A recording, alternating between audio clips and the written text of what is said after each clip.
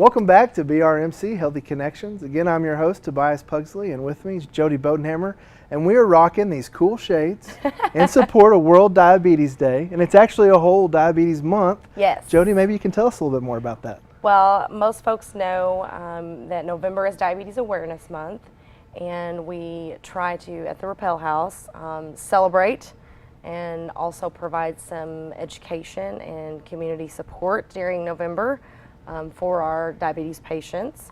And so this year, the World Diabetes Day, which is always on November 14th, their theme is called Eyes on Diabetes. And I thought, what a great way to get some information out to folks to make sure that everybody is aware of our services, number one, at the Rappel House, and then also to turn the focus on something a little bit different, which is our eyes and our eye health. And we don't oftentimes think about or hear about diabetes related to vision and vision changes, but it's very, very common. It's a very common problem that a lot of our diabetes patients experience when they are seeing or having changes in their blood sugars.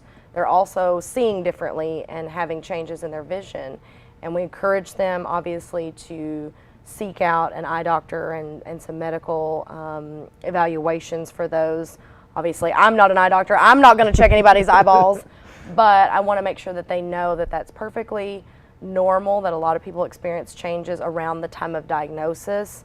And if they just get in to see an ophthalmologist or an optometrist to get those things checked out, and that way they can be monitored throughout the course of their diabetes to watch for any changes that may be happening. I know that our optometrists and our ophthalmologists do a special eye exam for those who have diabetes. And so this year's theme and this year's central focus at World Diabetes Day is going to be about our eyes and our vision. And I ordered these cool shades because I thought everybody needs some cool diabetes blue sunglasses. They are definitely cool. Oh yeah, I felt like we were in good shape when I brought these in today. So, and I know that folks always enjoy, each year we seem to have just a great time talking about diabetes, celebrating our small, medium, or large victories with diabetes. You know, I get phone calls and I get patients coming by talking to me about the weight loss they've experienced, or their blood sugars are back down into target range, or they're off of some of their medication or all of their medications and they're controlling their diabetes. And so World Diabetes Day is just that. It's a day to bring awareness, bring education, and celebrate living successfully and healthy with diabetes. Well, I know there's so many patients and people out there in our listening area that suffer from diabetes, and it sounds like you all bring just a tremendous amount of resources and things to kind of bring awareness to that. I'll tell a little story on you real quick. I met a gentleman the other day, and he was talking about how great the Rappel Diabetes Learning Center is, and he was talking about your interactions with his child. And he said that you can get his child to do things that he can't even do. So hats off to you and what you all are doing over there. Well, and that's another thing, you know, we have really seen and had such a growth of type 1 diabetes, which, as you know, affects people a little bit differently. That is the always insulin requiring diabetes, and oftentimes its onset is in the younger population. Usually 18 or under is our target population there. Not always, but usually. And so what I've seen is over the last 2 to 3 years, we've had a growth and an increase, unfortunately, in that population. And a couple of years ago, I said, we've got to do something. We've got to make sure that our kids and even our young adults feel supported. And so what's really cool about World Diabetes Day is we incorporate all types of diabetes. So we have adults who have type 1 and type 2 diabetes. We have kids who have type 1 diabetes. We have young folks that have diabetes coming in, and what I always like to see is all of the interactions between these different groups. Each group has their own significance, each group has their own treatment plans, but at the same time they're all dealing with some of the same difficulties and frustrations, I think, sometimes. And it's so good to see them being able to interact and learn from one another and kind of have a peer support, if you will. Our World Diabetes Day has always had a place for education for all types of diabetes. And this year I'm really excited because we're going to kind of divide it off. And so for the first part of the day from 10 until 2, we're going to be focused on type 2 diabetes, and we're going to be having education.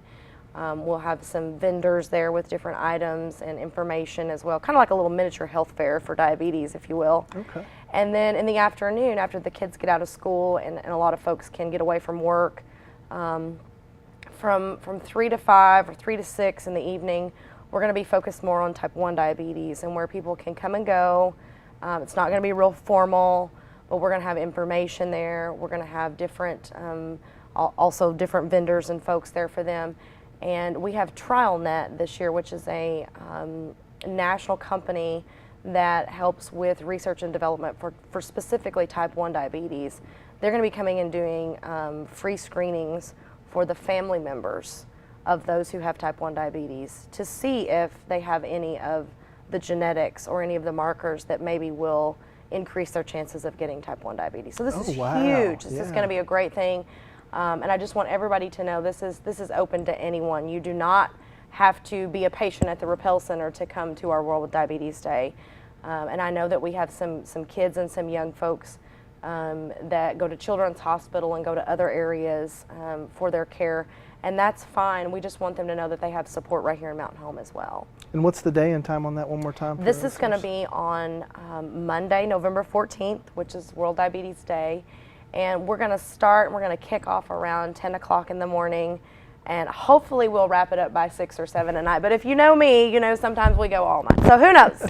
It may go into the night. We had a support group meeting last week, and we were supposed to be done at 7, and it was about 7:40 when we started rounding up and heading home, because we just get together and we visit.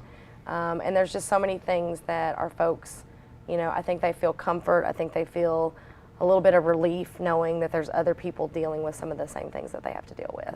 And that's what a support group's all about. So, That's right, yeah. that's right. And it's good that you have so much fun that you're able to stay that late and everybody has a great time while they're It's there. kind of a neat thing. And the kids are just a whole different ball game. You know, speaking of some of the kiddos that I see on a regular basis, those kids need our support. They need our love. They need our patience.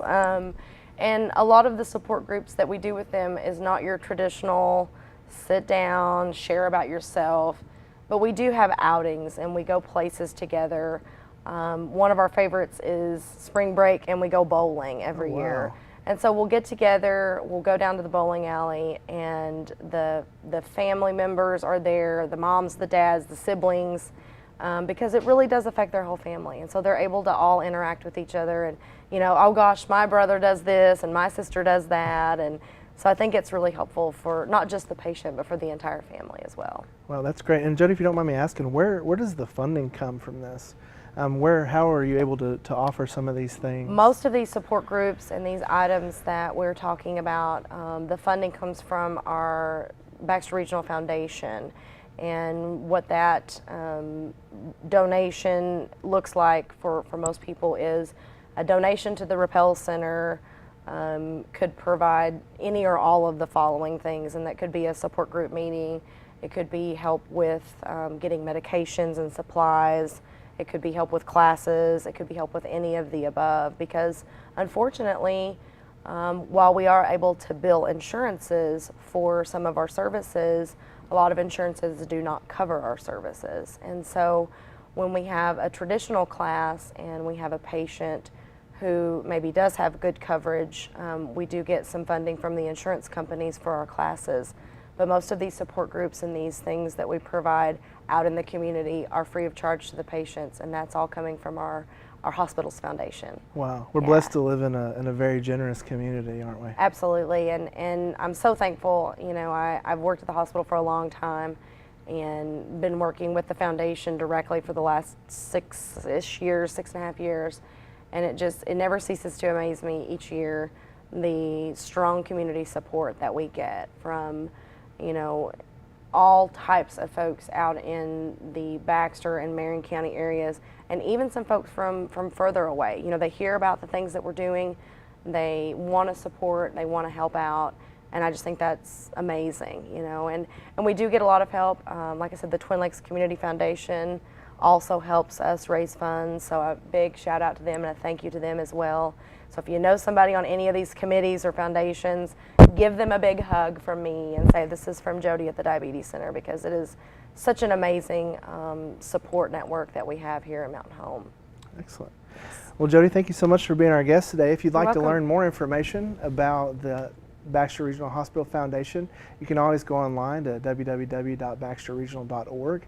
You can also find out more there about the Rappel Diabetes Learning Center and some of the things that they got going on. And mark your calendars, November 14th, World Diabetes Day. Yes. Oh, and I forgot my phone number. Call us and register anytime. It's 508-1765, and we'll put you on the list. And again, World Diabetes Day, education and celebration, open to everyone. Come on out and join us. Don't miss it. I'm Tobias Pugsley, your host with BRMC Health Connections, and we'll see you next week.